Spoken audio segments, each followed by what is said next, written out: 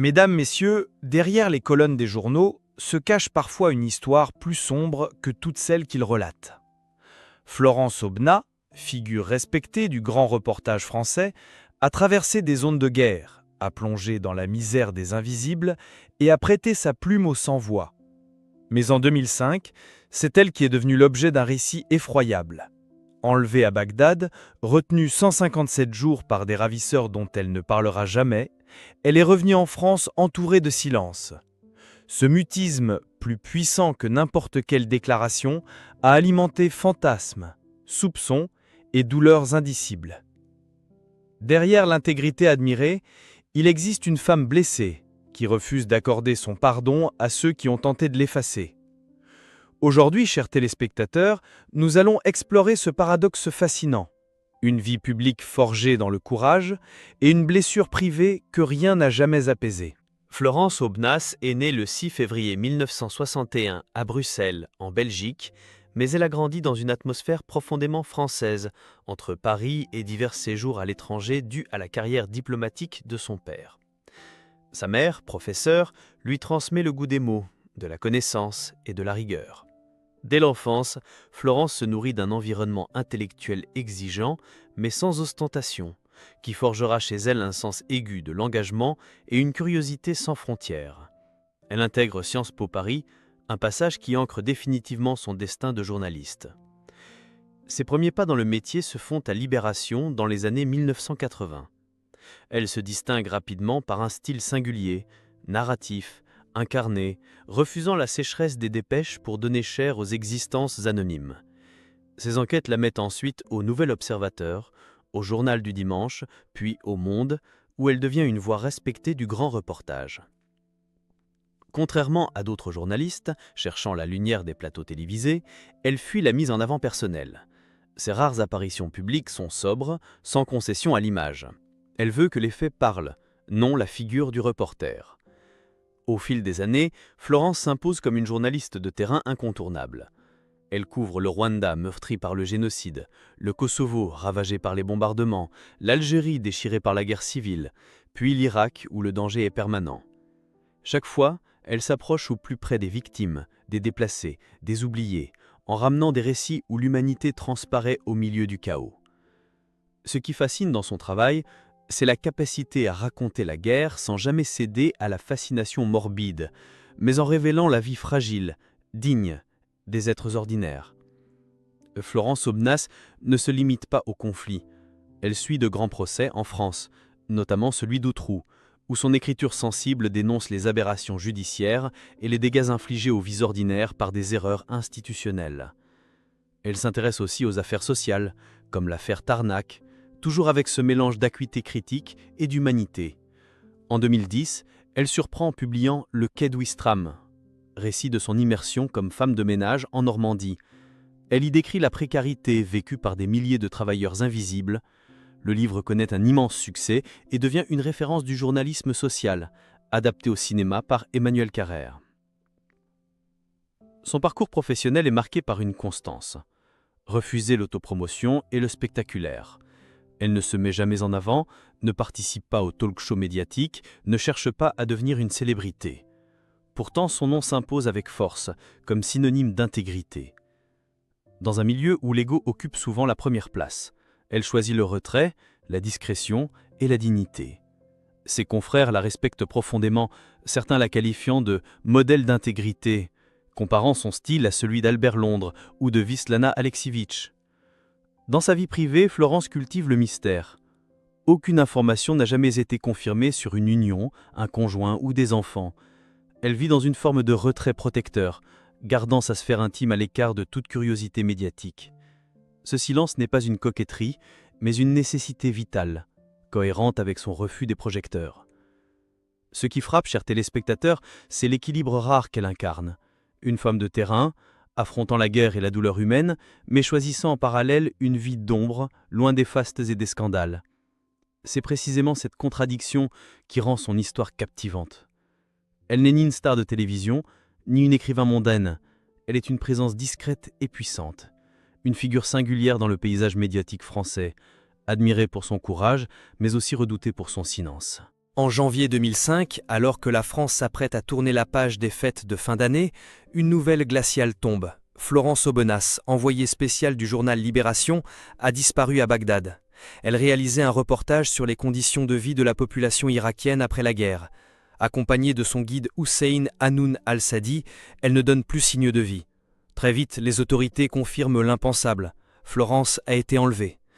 Ce n'est pas la première fois qu'un journaliste occidental est pris pour cible en Irak, mais l'impact en France est immédiat.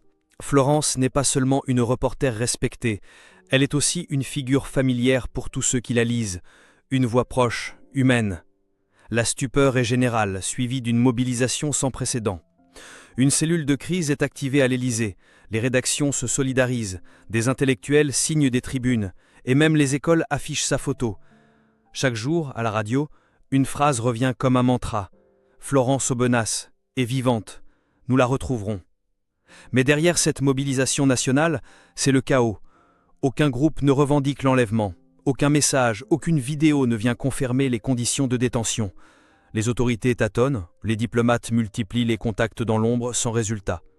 Pendant ce temps, la famille de Florence vit dans une angoisse silencieuse, évitant les médias, respectant cette pudeur que Florence a toujours exigée. Les semaines passent, puis les mois. 157 jours, une éternité. Pendant ce temps, les spéculations se multiplient. Des journalistes évoquent des pistes sunnites, chiites, mafieuses. D'autres insistent sur un éventuel message vidéo censuré par le gouvernement. Rien n'est confirmé. L'ombre s'épaissit autour de cette captivité. Et puis soudain, le 12 juin 2005, la nouvelle tombe. Florence Aubenas est libre. Elle est en route vers la France. Les images de son retour à l'aéroport militaire de Villacoublay sont bouleversantes. Amaigrie, pâle, le regard encore marqué par l'épreuve, elle s'avance, entourée de militaires et de ministres. Elle sourit brièvement, remercie la République, mais refuse d'entrer dans les détails. Aucun mot sur les ravisseurs, aucun récit héroïque, aucun larmoiement. Florence reste fidèle à elle-même, discrète, digne, presque mutique. Et c'est précisément ce silence qui déclenche une autre forme de drame. Les médias attendent un témoignage poignant, un livre, un plateau télé. Mais Florence ne dira rien, jamais. Ce refus est vécu comme une frustration pour certains, une trahison pour d'autres. Des rumeurs circulent. Et si tout cela n'était qu'une mise en scène? Et si elle avait négocié son silence contre sa libération? L'humiliation médiatique prend forme. Certains chroniqueurs, jadis solidaires, se retournent contre elle. Elle devient suspecte malgré elle, victime 2 fois, d'un enlèvement, puis d'un doute public. Elle n'y répondra pas. Dans Le Monde, elle écrira plus tard cette phrase glaçante. « Il y a des choses qu'on n'a pas à raconter ». Cette déclaration n'est pas une esquive, c'est une frontière. Un mur de silence dressé pour préserver ce qu'elle a vécu, ce qu'elle a enduré, et ce qu'elle ne veut ni revivre, ni monnayer. Elle refuse le rôle de la martyre, du témoin pleurant devant les caméras. Elle veut reprendre son métier, revenir au terrain, ne pas être réduite à 5 mois d'horreur. Mais ce silence, aussi digne soit-il, est perçu comme un défi. Certains politiques, ayant participé à sa libération, espéraient une reconnaissance publique. D'autres cherchaient à instrumentaliser son retour dans un climat de tension sur la politique étrangère française. Florence, sans les nommer, les renvoie tour dans l'ombre. Elle dit dans une interview « Certains ont voulu écrire mon histoire à ma place ». Ce refus de livrer sa douleur transforme Florence Aubenas en figure ambiguë. Héroïne pour les uns, provocatrice pour les autres. Ce paradoxe devient central. Elle incarne la vérité journalistique, mais nie au public la vérité sur elle-même. Et au cœur de ce paradoxe se niche la faille. Une blessure profonde, une colère rentrée, un refus obstiné de pardonner. À ses ravisseurs bien sûr, mais aussi aux manipulateurs, aux médias voyeurs, aux cyniques du pouvoir. À ceux qui, au lieu de la libérer, ont tenté de l'enfermer dans un récit qui n'était pas le sien. Après sa libération, Florence Aubenas aurait pu choisir le confort d'une vie protégée, d'une retraite bien méritée, d'un silence définitif. Mais, fidèle à son éthique, elle décide de revenir à son métier. Pourtant, tout a changé. Le monde extérieur continue de l'acclamer, mais elle perçoit différemment les regards. Certains sont sincères, d'autres soupçonneux. Une fracture invisible s'est créée entre elle et le monde médiatique. Elle reprend l'écriture, couvre des procès, enquête sur la pauvreté, les prisons, les travailleurs précaires. Mais dans les conférences de rédaction, le climat n'est plus tout à fait le même. Certains collègues la traitent avec une forme de condescendance mêlée de fascination, comme si elle portait une légende qu'elle refuse d'assumer. Elle s'y heurte sans éclat, sans cri, mais avec une distance froide. La presse People, elle, n'a pas désarmé. Des articles évoquent la journaliste qui se cache, la femme qui refuse de raconter. Une rumeur persistante affirme que Florence aurait signé une clause de confidentialité lors de sa libération. On murmure qu'elle aurait été libérée en échange d'une rançon. D'autres insinuent que des négociations politiques secrètes auraient impliqué des concessions. Florence n'a jamais répondu à ces accusations. Elle se tait. Mais autour d'elle, certains parlent. Des diplomates évoquent des négociations complexes. Un conseiller de l'Élysée confie off-record que les silences sont parfois plus bruyants que les cris. Le doute s'installe. Elle reçoit une pluie de demandes d'interviews. France Télévisions, Canal+, RTL, tous veulent l'exclusivité. Elle les refuse, systématiquement. Elle accorde une seule interview télévisée, extrêmement courte, sur Arte, dans laquelle elle déclare « Je n'ai pas de récit à vendre ». Une phrase qui glace, et qui clôt le chapitre. Du moins pour elle. Mais pas pour les autres, car ce silence devient une arme à double tranchant. Les politiques s'en irritent. Certains, à droite comme à gauche, l'avaient défendue avec force. Ils espéraient qu'elle leur rende publiquement hommage. Elle ne le fera pas. Dans un papier publié dans Le Monde diplomatique, elle écrit même « Les otages ne sont pas des symboles, ce sont des humains ». Une phrase qui écarte toute récupération. Son livre « Le quai d'Ouistreham » paraît en 2010. Elle y raconte, sans pathos, son immersion dans le monde ouvrier. Mais derrière la finesse sociale du texte, certains lecteurs perçoivent une blessure, un besoin de redevenir invisible, de se fondre parmi les oubliés, d'effacer la notoriété non choisie. Des éditorialistes, mal à l'aise, questionnent son projet. Pourquoi une ex-otage s'humilie à récurer des toilettes ? Florence répond dans une conférence « Ce sont ces questions-là qui salissent le métier ». Une phrase tranchante qui marque une rupture définitive avec une certaine élite médiatique. Ses prises de position, bien que mesurées, deviennent plus claires. Elle critique la déshumanisation de l'information, la vitesse, la recherche du buzz. Elle devient membre de l'Observatoire international des prisons, soutient des associations de défense des droits sociaux, multiplie les conférences sur l'éthique journalistique, mais toujours à sa manière, sans micro, sans slogan, sans hashtag. Dans une interview rare, elle déclare « J'ai attendu des excuses pendant toutes ces années, mais les coupables ne s'excusent jamais ». Une phrase lourde. À qui s'adresse-t-elle ? Aux ravisseurs ? Aux manipulateurs médiatiques ? Aux figures politiques ? Elle ne précise pas, mais le ressentiment affleure. Un autre jour, interrogée sur sa captivité, elle lâche simplement « Mon guide Hussein était innocent. Il méritait mieux que ça ». Un hommage discret à l'homme enlevé avec elle, trop vite oublié par les médias. Là encore, elle dénonce sans accuser. Mais elle n'oublie rien. Florence Aubenas, dans ses silences, dans ses mots rares, laisse deviner une vérité. Le pardon n'a jamais été accordé. Elle a choisi de ne pas se venger, mais elle n'a pas effacé. Il a fallu attendre de nombreuses années avant que le voile ne commence, très timidement, à se soulever. En 2023, Florence Aubenas accepte une invitation confidentielle à Sciences Po, son ancienne école. Face à une petite assemblée d'étudiants en journalisme, elle parle enfin de son métier, de ses doutes, de ses limites. Elle ne revient pas directement sur son enlèvement, mais laisse entrevoir, à demi-mot, la violence psychologique subie. Pour la première fois, elle affirme « Ce que j'ai traversé m'a rendue plus humaine, mais aussi plus méfiante ». À la fin de cette intervention, un jeune homme se lève et lui demande si elle a réussi à pardonner. Un silence s'installe, très long. Puis elle dit simplement « Je ne sais pas. Peut-être un peu, peut-être jamais ». La salle ne respire plus. À cet instant, la carapace semble se fondre. Quelques mois plus tard, on apprend qu'elle est retournée en Irak, pas pour un reportage, pour revoir des familles qu'elle avait rencontrées autrefois, pour remercier discrètement ceux qui, selon elle, avaient œuvré dans l'ombre à sa libération. Aucun média ne la suit, aucune caméra, mais l'information circule et émeut profondément ceux qui la connaissent.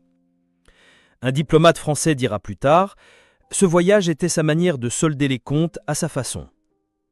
Pas un pardon, pas une réconciliation, une reconnaissance silencieuse. Ce geste, aussi discret soit-il, est perçu comme un tournant. Enfin, en 2024, Florence accepte que l'on adapte le quai de Ouistreham en pièce de théâtre. Sur scène, une actrice incarne une femme qui nettoie les chambres d'hôtel, invisible aux yeux du monde. À la fin de la représentation, Florence se lève dans la salle, les larmes aux yeux, et salue timidement. Ce soir-là, sans discours, sans mots, elle reçoit une ovation debout. Une reconnaissance collective, sincère, respectueuse. Rien n'est effacé. Rien n'est oublié. Mais peut-être, pour la première fois, un souffle de paix traverse son histoire. Et si ce n'était pas le pardon qu'elle cherchait, mais simplement le droit d'exister sans avoir à se justifier? Mesdames, messieurs, il existe des blessures qui ne saignent pas en public, mais qui brûlent, en silence. Florence Aubenas ne s'est jamais définie comme une victime. Elle n'a jamais demandé larmes ni applaudissements. Pourtant, derrière ses enquêtes exemplaires et son engagement discret, une faille demeure, celle d'une femme enlevée, jugée, instrumentalisée, puis abandonnée à son silence. Sa trajectoire aussi brillante qu'intime nous confronte à une question dérangeante. Dans un monde avide de récits héroïques, avons-nous encore la décence de respecter ceux qui choisissent de se taire? Chers téléspectateurs, le pardon est-il possible lorsque l'injustice vient de plusieurs directions à la fois, ennemis, médias, pouvoir? Et si, dans ce refus d'expliquer, de raconter, de céder au spectaculaire, se trouvait le plus grand acte de résistance? Florence Aubenas n'a pas écrit ses mémoires. Elle n'a pas offert de récit définitif. Mais son silence, lui, continue de parler. Il nous regarde. Il nous interroge. Il nous dérange. Mesdames, messieurs, au-delà des mots, certaines histoires ne réclament pas ni fin heureuse, ni revanche, seulement la dignité de rester debout.